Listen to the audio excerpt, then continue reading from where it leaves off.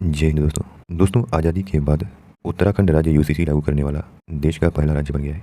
27 जनवरी 2025 से उत्तराखंड राज्य में समान नागरिक संहिता लागू कर दी गई है। मुख्यमंत्री आवास में उत्तराखंड के मुख्यमंत्री पुष्कर सिंह धामी ने इसका ऐलान किया। मुख्यमंत्री ने कहा कि हमने 3 साल पहले जनता से वादा किया था, जनता से किए गए वादे को पूरा किया। उन्होंने कहा कि यूसीसी किसी धर्म या वर्ग के खिलाफ नहीं है, इसका उद्देश्य किसी को टारगेट करना नहीं है, बल्कि सभी को समान अधिकार देना है। उन्होंने कहा कि 27 जनवरी का दिन उत्तराखंड में समान नागरिकता दिवस के रूप में मनाया जाएगा।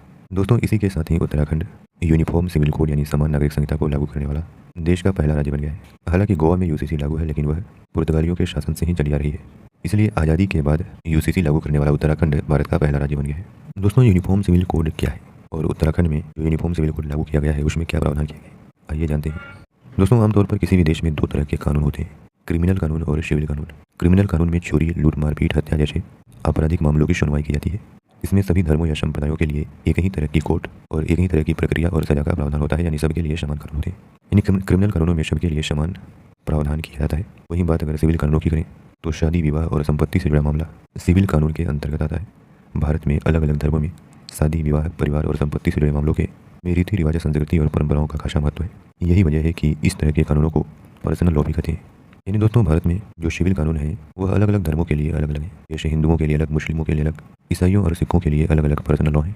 यूनिफॉर्म सिविल कोड के जरिए पर्सनल लॉ को खत्म करके सभी के लिए एक जैसे कानून बनाने की मांग की जा रही है। भारतीय संविधान के अनुच्छेद 44 में संविधान निर्माताओं ने प्रावधान किया था कि सरकार देश में सभी के लिए यूनिफॉर्म सिविल कोड लागू करेगी। चूंकि यह राज्य के नीति निर्देशक सिद्धांतों में शामिल है, इसलिए इसको लागू करना राज्य के ऊपर निर्भर है कि वह करती है कि नहीं करती। मौलिक अधिकारों की तरह इसे कोर्ट के माध्यम से लागू नहीं करवा सकते।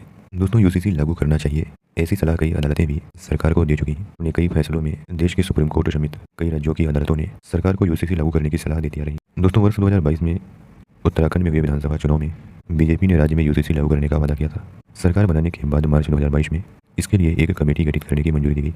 दोस्तों, कहा गया कि समिति ने 2.5 लाख लोगों से 20 लाख सुझाव ऑफलाइन और ऑनलाइन प्राप्त किए। 6 फरवरी 2024 को उत्तराखंड विधानसभा में यूसीसी विधेयक पेश हुआ और 7 फरवरी 2024 को पारित हो गया। 11 मार्च 2024 को राष्ट्रपति ने यूसीसी विधेयक को मंजूरी दी और अंततः अब 27 जनवरी 2025 को यह उत्तराखंड में लागू हो रहा है। दोस्तों, उत्तराखंड समान नागरिक संहिता को 4 भागों में विभाजित किया गया है, जिसमें पहला भाग विवाह और तलाक से जुड़ा है, भाग 2 उत्तराधिकार से संबंधित है, भाग 3 लिव इन रिलेशनशिप से संबंधित है तथा भाग 4 कुछ कानूनों को निरस्त करने की बात करता है। दोस्तों, अब आइए जानते हैं कि उत्तराखंड में यूसीसी लागू होने से क्या प्रमुख बदलाव आएगा। तो आइए इसे 5 पॉइंट में समझते हैं। दोस्तों, पहला है समान संपत्ति का अधिकार। दोस्तों, चूंकि उत्तराखंड में यूसीसी लागू हो चुका है, इसलिए वहाँ सभी धर्मों में बेटे और बेटी दोनों को संपत्ति में समान अधिकार मिलेगा। इससे फर्क नहीं पड़ेगा कि वह किस कैटेगरी में है। अगर किसी व्यक्ति की मौत हो जाती है तो यूनिफॉर्म सिविल कोड उस व्यक्ति की संपत्ति को पति या पत्नी और बच्चों में समान रूप से वितरण का अधिकार देता है। इसके अलावा उस व्यक्ति के माता पिता को भी संपत्ति में समान अधिकार मिलेगा। पिछले कानून में यह अधिकार केवल मृतक की माँ को मिलता था।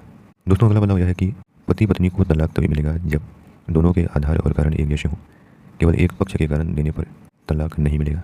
इसके साथ ही उत्तराखंड में अब लिव इन रिलेशनशिप में रहने वालों को रजिस्ट्रेशन जरूरी कर दिया गया है। उत्तराखंड में रहने वाले कपल अगर लिव इन में रह रहे हैं तो उन्हें इसका रजिस्ट्रेशन करना होगा।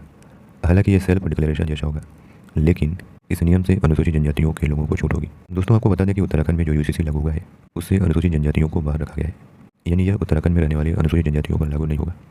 इसके साथ ही कानून में यह भी प्रावधान है कि यदि लिव इन रिलेशनशिप से कोई बच्चा पैदा होता है तो उसकी जिम्मेदारी लिव इन में रहने वाले कपल की होगी। दोनों को उस बच्चे को अपना नाम भी देना होगा। इससे राज्य में हर बच्चे को पहचान मिलेगी। तो दोस्तों, उस प्रकार उत्तराखंड का नाम इतिहास में दर्ज हो गया है, क्योंकि स्वतंत्रता के बाद यूसीसी लागू करने वाला भारत का पहला राज्य बन गया है।